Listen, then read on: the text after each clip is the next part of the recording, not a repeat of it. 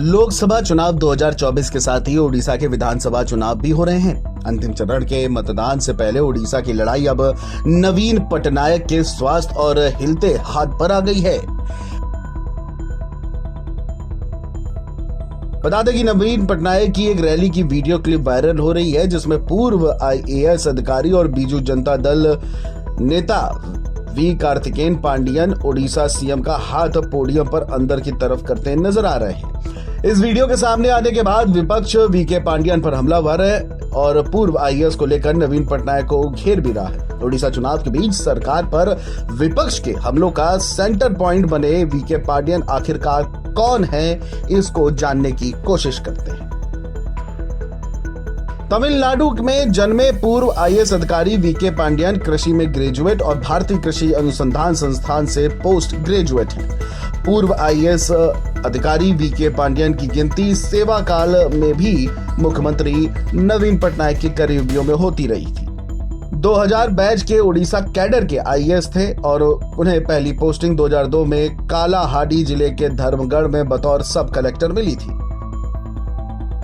साल 2005 में उनको मयूरभंज जिले में बतौर DM पोस्टिंग मिली। वीके पांडियन के नवीन पटनायक की गुड बुक में आने की शुरुआत साल 2007 में हुई थी, जब उन्हें गजाम का DM बनाया गया। गजाम नवीन पटनायक का गृह जिला है और यहाँ तैनाती के दौरान पांडियन अपनी कार्यशैली से CM की गुड बुक में आ गए और धीरे धीरे पांडियन की गिनती नवीन पटनायक के विश्वास पात्र नौकरशाहों के रूप में होने लगी थी। वीके पांडियन को साल 2011 में CM ऑफिस में तैनाती मिल गई। वीके पांडियन को CM का निजी सचिव बना दिया गया और वह लंबे समय तक इस पद पर तैनात रहे।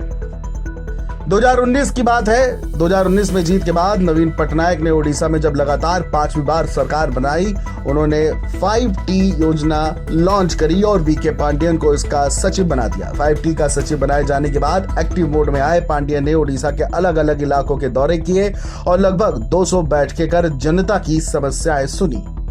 अपने इन्हीं दौरों के लिए पांडियन ने हेलीकॉप्टर का इस्तेमाल किया और उसे लेकर के भी विपक्ष के निशाने पर आ गए। वीके पांडियन ने पिछले साल यानी 2023 में VRS ले लिया था। पांडियन के VRS के लिए आवेदन करने के साथ ही उनके सियासत में आने की चर्चा हर ओर होने लगी थी।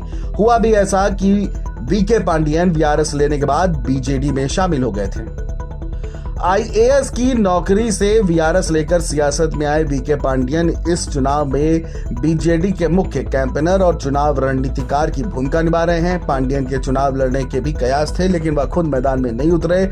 लेकिन मुख्य कैंपेनर और चुनाव रणनीतिकार की भूमिका की वजह से वह लगातार विपक्ष के निशाने पर है।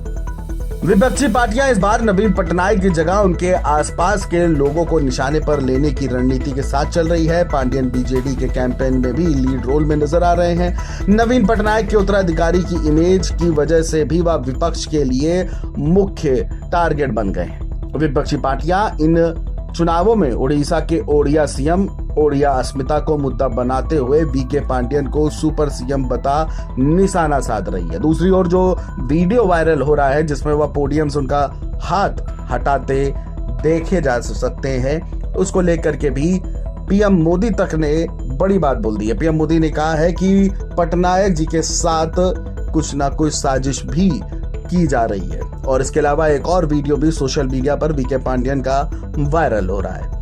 Video desk NBT online.